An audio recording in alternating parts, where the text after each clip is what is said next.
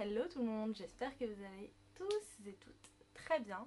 Bienvenue aujourd'hui sur la chaîne pour une nouvelle vidéo qui me tient vraiment à cœur parce que c'est vraiment une saga que j'aime vraiment beaucoup, qui est pas connue, j'en ai jamais entendu parler sur Booktube, donc je suis impatiente de vous la montrer et c'est...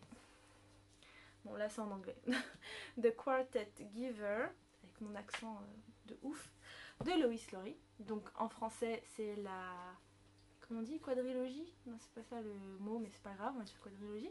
La quadrilogie du passeur de Lois Lowry. J'ai une édition française, mais déjà d'une, je suis désolée, l'édition elle est tellement belle que j'ai le droit de me la péter. Voilà. Et en plus mon édition française elle est pas chez moi.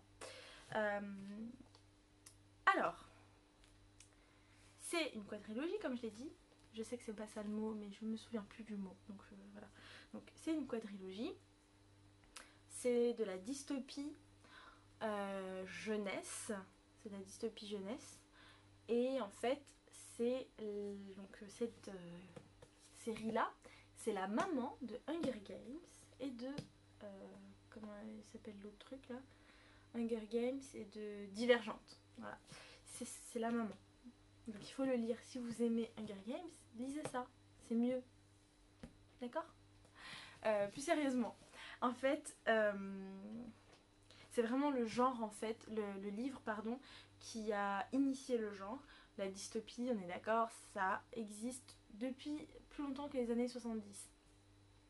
Mais euh, Lois Lowry, elle a adapté le genre de la dystopie au public plus jeune, au public jeunesse, on appelle ça aujourd'hui en édition. Voilà. Donc pour l'histoire, donc dans le tome 1, on suit un jeune homme qui s'appelle Jonas. Ce jeune homme, il a 12 ans et il vit dans un monde qui au premier abord semble vraiment parfait. On a l'impression qu'il n'y a pas d'inégalité, on a l'impression que l'être humain il s'est débarrassé de tout ce qui pouvait l'embêter et qu'on est dans une société vraiment homogène, dans une société qui vit en paix, où tout le monde a à boire et à manger, où tout le monde a un toit sur la tête et tout va bien. Mais très vite, bienvenue dans la dystopie, on se rend compte que ce qui nous semble parfait, en fait pour obtenir certaines choses qui sont certes bien, on a fait des sacrifices énormes et voilà, donc est-ce que ça en vaut vraiment le coup? Encore une fois, bienvenue dans la dystopie. Jonas, il a 12 ans et dans cette société-là, en fait, la vie d'un enfant, en tout cas, est découpée en fait à chaque année. Et à chaque année, il se passe quelque chose. En fait, il y a une grande cérémonie chaque année qui réunit toute la communauté. Et notamment les enfants, en fait, ils reçoivent, par exemple, à 1 an, ils reçoivent leur prénom. À 2 ans, je sais plus ce qu'ils reçoivent. À 4 ans, je crois, c'est une bicyclette. Enfin, voilà. Et en fait, à 12 ans, ils reçoivent leur... comment dire ça? Leur vocation, on va dire, leur vocation professionnelle. Et du coup, à partir de ce moment-là, ils vont plus à l'école. Ils arrêtent en gros d'aller à l'école, ils vont plus à l'école. Et ils vont être formés sur le terrain. Donc par exemple, je me souviens plus de comment elle s'appelait, mais l'amie de Jonas, elle va aller travailler en tant que infirmière. Donc elle va être supervisée par une infirmière et elle va travailler là-bas. Et en gros, c'est le conseil des sages, ça s'appelle pas comme ça, mais c'est un truc comme ça, un conseil des sages qui va en fait décider de l'avenir professionnel des enfants. En fonction de leurs notes à l'école, de leur comportement en société, des loisirs qu'ils avaient. En fait, ils ont du temps libre, les enfants, et du coup, ils doivent, pendant ce temps libre, en fait, ils sont incités à faire du bénévolat dans plusieurs institutions, plusieurs lieux de la cité, de la communauté. Donc par exemple, je sais pas, il y a des enfants qui, par exemple la fille, là je sais plus comment elle s'appelait, l'amie de Jonas, elle aimait bien travailler avec les vieux, donc elle allait beaucoup travailler avec les personnes âgées, etc. Et c'est pour ça qu'elle a été affiliée en tant qu'infirmière dans l'espèce d'EHPAD, on va dire, de la communauté. Donc voilà, ça commence comme ça, et je vais pas vous en dire plus, parce que sinon ce serait vous spoiler. Mais il va se passer plein de trucs, et on apprend que Jonas c'est un être vraiment spécial, parce qu'il va avoir une attribution, en fait, une affiliation qui n'a plus été donnée depuis, je sais plus, genre, mais vraiment des dizaines d'années, genre peut-être 50 ans. Et du coup, il va avoir cette affiliation-là, et il va se rendre compte de plein de choses qui vont pas dans sa société, en fait, dans la société dans laquelle il vit. Il va se rendre compte que en fait ça va pas du tout, et que ce qu'il considérait comme acquis et normal depuis sa naissance, parce que c'est comme ça qu'on l'a éduqué, en fait ça va pas. Et ce qui va exacerber cette prise de conscience, en fait, ça va être l'arrivée d'un petit être dans sa vie qui est, il s'appelait Gabriel. Et en fait, Gabriel, c'est en fait le père de Jonas. Donc, le père de Jonas, il travaille, je sais plus comment ils appelaient ça, mais en gros, on va dire à la nurserie. Donc, il s'occupe des nouveau-nés. Et à la nurserie, donc on va dire les infirmiers, infirmières, ils s'occupent de s'occuper des nouveau-nés et de leur bon développement, etc. etc. Et du coup, Gabriel, il se développe pas comme les autres bébés. Il fait pas les mêmes choses que les autres bébés. En tout cas, qu'au stade en fait, pas le développement entre guillemets normal, que en gros que la communauté a décidé en fait de manière un peu arbitraire que les enfants devraient avoir. Et dans ces cas-là, ce qui se passe, c'est que ils appellent ça dans le livre, on élargit en fait. On élargit le bébé. En gros, on ne sait pas ce que c'est élargir. Et Jonas ne sait pas trop ce que ça veut dire élargir, et il l'apprend plus tard, mais on ne sait pas trop ce que ça veut dire. Du coup, on élargit le bébé. Et le père de Jonas, il se dit, bon bah il se développe pas comme les autres enfants, mais peut-être qu'il a besoin de plus d'attention, etc.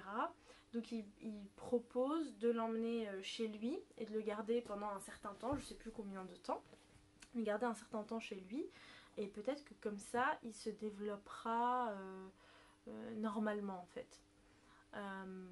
Du coup il le ramène, et Jonas forcément il fait sa connaissance et il l'aime bien, etc. Et en fait la décision est prise, Gabriel doit être élargi. Et Jonas ne veut pas. Donc je vais pas vous raconter ce qui se passe, mais le fait qu'ils doivent se séparer de Gabriel, eh bien ça va déclencher une prise de conscience chez lui qui va faire que Jonas va faire quelque chose qui aura d'énormes conséquences sur sa communauté. Je vous laisse découvrir lesquelles. Ensuite, donc pour le tome 2, le tome 3, le tome 4, on ne suit plus Gabriel, on suit d'autres personnages qui font partie de ce même monde-là. Donc c'est un monde dystopique post-apocalyptique, c'est-à-dire que c'est un monde, c'est des sociétés qui se trouvent chronologiquement après nos sociétés à nous, après notre société actuelle. En gros, on ne sait pas ce qui s'est passé, il y a eu un cataclysme, on ne sait pas ce qui s'est passé, ou une grande guerre, voilà, il y a eu quelque chose en fait, une catastrophe, voilà, qui a en gros détruit le monde que l'on connaît aujourd'hui, et qui a donné lieu, qui a donné naissance à de nouvelles sociétés. Donc dans le tome 2, le tome 3 et le tome 4, on est dans, on va dire, d'autres sociétés, mais dans le même monde, mais c'est pas les mêmes sociétés. C'est-à-dire que, par exemple, il y a une société, dans le tome 2, c'est l'élu. Je vous ferai la petite liste et je vous mettrai en barre d'infos et à côté, là. Le tome 2, eh bien, en gros, on suit une jeune fille dans une autre société qui qui existe en même temps que cette société-là dont je vous ai parlé, mais qui a un fonctionnement complètement, mais radicalement différent. C'est une société vraiment radicalement à l'opposé, parce que là il s'agit plus du tout de justice, d'égalité, en tout cas même si elle est pseudo, s'il y a une pseudo-justice et une pseudo-égalité, au moins voilà, c'est quelque chose qu'on recherche, mais là, alors là pas du tout, on est dans une société vraiment rude, vraiment, enfin on dirait presque qu'on est revenu à un temps très très archaïque, en fait très ancien. Donc voilà, ensuite d'autres personnages à chaque roman. Et au début, bah moi par exemple quand j'ai lu le 2, j'étais en mode genre mais c'est quoi le rapport avec le premier? Et après j'ai compris. Et du coup je vous dis pas quel est le rapport, etc. Mais il y a un lien entre les quatre romans, les quatre personnages, et on le comprend à la fin, et c'est très bien fait. Euh, alors pourquoi est-ce que je vous conseille de lire, même si vous êtes grand, même si vous êtes des adultes, parce que déjà c'est super intéressant de voir, de lire en fait les premiers romans qui ont donné lieu à un genre qui est très apprécié aujourd'hui. Donc si vous êtes quelqu'un qui aime la dystopie post-apocalyptique jeunesse, ça va vous plaire normalement. Après, je pense que si vous êtes plutôt un lecteur de ce genre-là, mais pour adultes, et que vous, c'est pas trop votre tasse de thé, la jeunesse, je sais pas si ça vous plairait. Voilà. Moi, j'aime beaucoup la jeunesse, et ce type de jeunesse-là, j'aime beaucoup, parce que c'est pas comme Hunger Games où bah il y a beaucoup de romance, il y a beaucoup de rebondissements, d'action, enfin voilà, c'est, je sais pas comment expliquer en fait. Là, c'est beaucoup plus, il y a des rebondissements, il y a de l'action, etc. Mais déjà, il n'y a pas vraiment de romance. Et c'est beaucoup plus philosophique, je dirais. Et c'est cet aspect-là, je pense, qui me plaît. Bien sûr, ça reste de la jeunesse, donc on n'est pas en train de dire que c'est que c'est un, je sais pas, que c'est un Tolstoï ou je sais pas quoi, etc. Mais ça reste très profond et c'est vraiment philosophique, c'est vraiment intéressant. C'est vraiment, il y a vraiment des réflexions super intéressantes. Le monde est super bien construit d'un point de vue narratif. En fait, moi j'ai adoré la narration parce que c'était vraiment super intéressant. C'était déjà, le monde il est super bien construit, super bien imaginé. Il y a des pouvoirs et les pouvoirs ils sont, j'ai adoré en fait les pouvoirs. L'intrigue, les quatre intrigues qui s'imbriquent les unes dans les autres et qui à la fin donnent un truc, enfin moi j'ai beaucoup aimé la fin. Les intrigues sont vraiment intéressantes, les personnages sont tellement attachants, on peut s'identifier et ils sont tellement beaux, les personnages ils sont vraiment intéressants en fait, vraiment vraiment. Même si on suit des enfants, en fait on suit des enfants, mais je sais pas, genre l'auteur elle a vraiment su rendre la complexité, le paradoxe humain dans ces enfants en fait. Et ça c'est super intéressant.